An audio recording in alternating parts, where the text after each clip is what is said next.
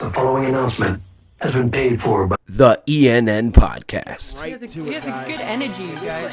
Can you feel Sport. that excitement? And also, Wearing the merchandise, wearing the hats.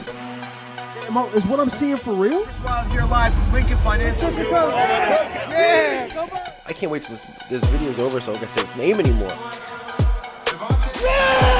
Music. Wow. Man, again, and I hate to do this again, but these are good. What the hell? What is that? Whoa! What the hell? And more. What's his next book gonna be called? I got you, cocksucker! I did not see that coming.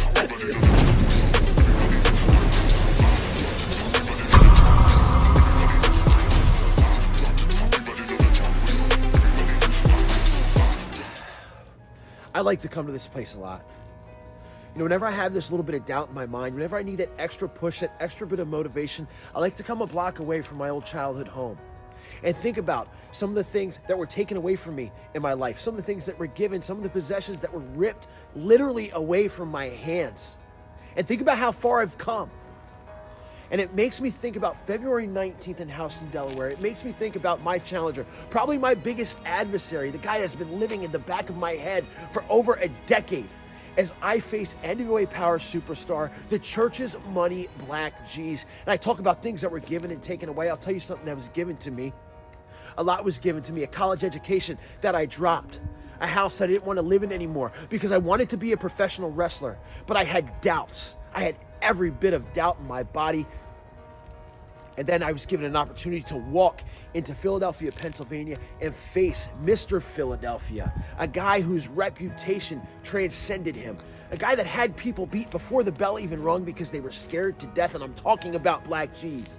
And I went into that ring against Blk Jeez, and he beat me pillar to post. He left bruises that I probably still have on my body.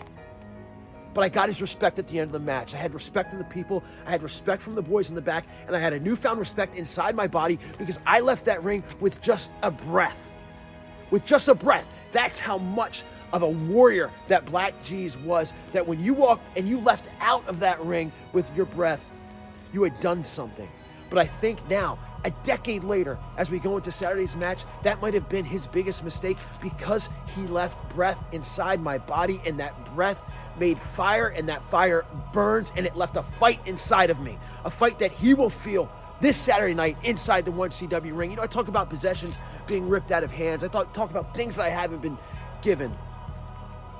And a great man once said, and we was talking about a championship, and about not losing a championship, and about not losing another possession, that he burned down the gold, inhaled the vapor so that the championship was now in his blood. Well, I'm taking a different route. You see, I'll never lose this championship because I am this championship. I'm not that boy that walked into the ring that day with doubt. I'm not that boy that walked in wondering why he gave up everything to become a professional wrestler. I'm a professional wrestler that will give up everything every time I get in the ring, and this workhorse championship has now become me. The Heartkiller Chris Wylde is now the workhorse championship, and Blk Jeez, you're talking about coming into Delaware and taking this title back on TV with you on NWA Power. Now, while I think you are probably the most underrated athlete I've ever met in my life, there's no way in hell that you're just going to come and take this championship, because in order to do that, you're going to have to take me. You're going to have to kill the Heartkiller. And I know what the skeptics are saying. I know what the critics are saying that are probably going to watch this. They're going, this guy, Chris Wylde, he's out of his mind if he thinks he's going to go into the ring and beat Blk Jeez with the role that Blk Jeez is on. Look at the guy. He's an absolute machine. And that may be true. But you know what else is true? Is that impossible things are happening every day.